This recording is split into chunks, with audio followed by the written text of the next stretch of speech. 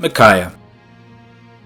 One of the most misunderstood units in terms of quality in the history of Fire Emblem.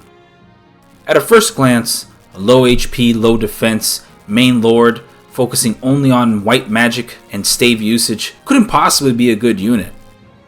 But that, my friends, is exactly where you are wrong. A lot of people tend to lump Micaiah into the category of one of the worst lords in the history of Fire Emblem series.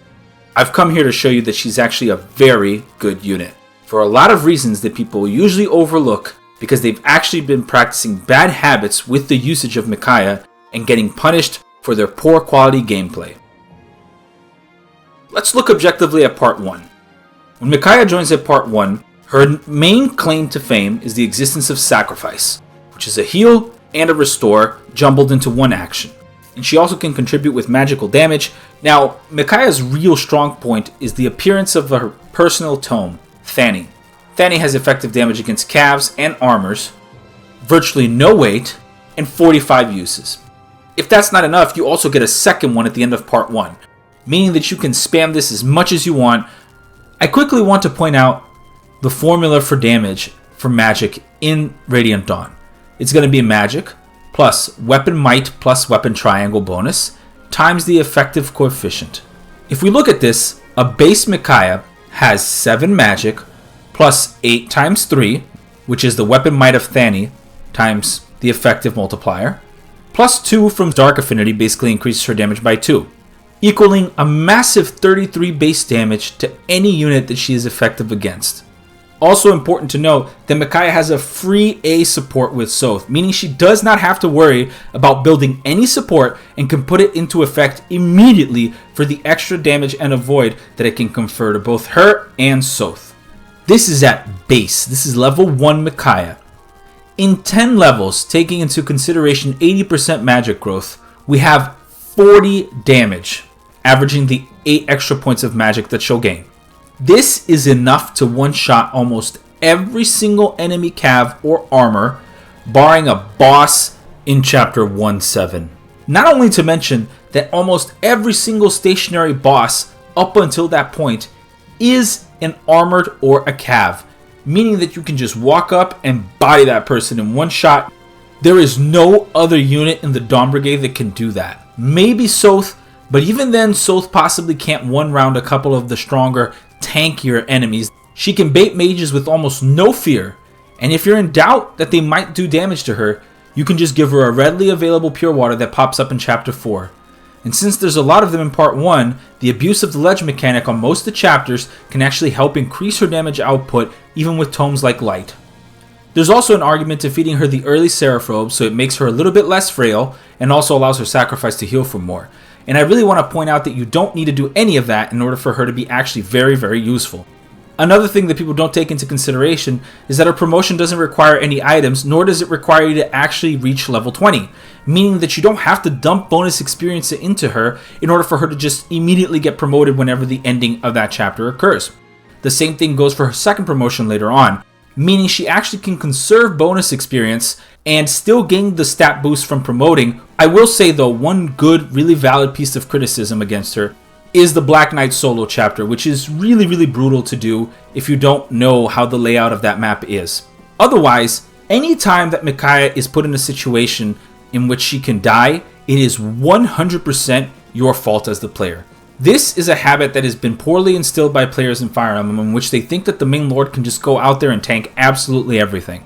This prominently occurred because usually the main lords could tank absolutely everything. Look at Hector, look at Ike, look at Ephraim. All of these powerhouses that are out there one-rounding stuff and just being really self-sufficient. But people need to start treating Micaiah what she actually is. Micaiah is basically a staff bot, which just so happens to be the main lord. When you think about Micaiah, you have to take into consideration that she is a healer. Healers have no business being in the front line. It is to her advantage that she has Thani, which a dual effective weapon that targets res will always be useful no matter how you look at this, especially since it still scales well into Part 3, where she can still continue to one-shot or severely damage some of the heavier armors and calves that appear there as well. But once the Dawn Brigade is over, you would think like, okay, she's gonna really suck now, right? Because She no longer has the ability to do a lot of combat, and the Dawn Brigade is going to have to deal with a bunch of Lagoos here. But that's where you're wrong again. One of the resources that I will advocate for investing into her, and I usually advocate this for any mage in the Tellius series, is Discipline. Discipline is really good to have because the weapon experience gained from magic is really low and you're not launching that many attacks since you can't enemy phase and it's usually just player phase style. And it's not really necessary for anyone else given how high the base weapon ranks for other people are and how the distribution is done in this game.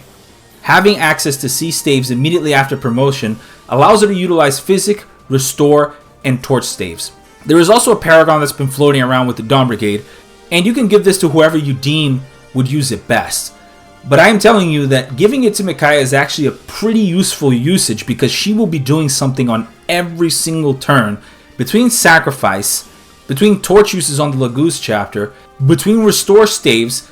You have a minimum of 20 experience going to her every single turn, meaning that in 5 turns she can level up 1 level. And that's impressive for a Radiant Dawn standards. There are very few units that aren't relying on enemy phase that can do this, since most of the combatants in the Dawn Brigade actually can't survive multiple rounds of combat, barring maybe Volug and Zihark and Jill. If that wasn't enough, while you're increasing your weapon rank exponentially, you also get the access to the Sleep Stave in 3.13, which is a pretty good stave to have at hand. The Silence Stave you get from Oliver in Part 4 also is really useful so you can stop the bolting spam that occurs in Endgame Tower Part 1. She also has magical mobility on the desert map, which is the map that she's designated to anyway. And for the prologue of Part 4, most of the enemies there are cabs, meaning that she will one-tap pretty much any enemy that she decides to attack, and you have a Heron to dance her more times. But if I'm still not selling you on this and you think that maybe she sucks for the tower, that's where you're also wrong too. One thing you can do, and I recommend this for every single mage in the tower, is to not bless the S rank tomes. You really want to be blessing the siege weapons. If you bless a Purge and a Bolting, you can now nuke an enemy from a billion range, and this comes really in handy against the dragons, which usually she could not touch at all, but now you can just bomb them from a distance and, more likely than not, double them without having any weapon usage for the Purge. So you basically have a ballista unit moving around that also has support staff utility and can use pretty much any staff at the game at this point. This is the same reason why Soren also benefits from just holding Bolting at the end game that's blessed, so he can just double everything with effective damage. The best comparison I can make to this is something like the Ballistician class in Shadow Dragon. In Shadow Dragon you had a Ballistician class which its only purpose was to just nuke something from very far away with an arrow. Now imagine if you could do this, but never run out of arrows. That's basically what Micaiah becomes at the end game. Not only that, she cannot be damaged or targeted by Ashera, except for her AoEs, and the same thing with Sephiron, also except his AoEs.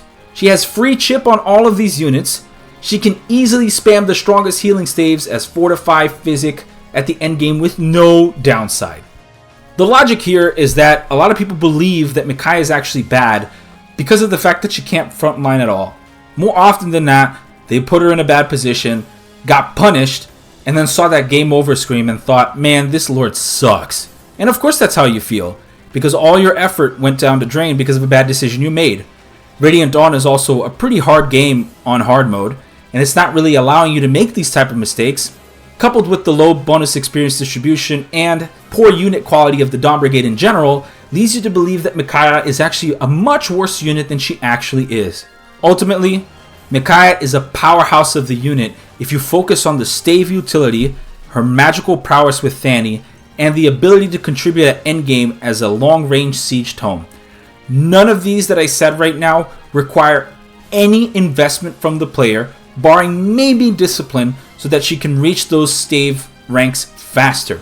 And to be honest, discipline is not really in high demand for anybody in the Dawn Brigade because most of them have personal weapons and can just utilize those anyway, and the ones that don't already have high weapon ranks to begin with. Micaiah will continue, even after this video, to be misunderstood and characterized as one of the weaker lords in Fire Emblem series, when as a matter of fact she is probably one of the best lords that people have ever seen in the Fire Emblem history.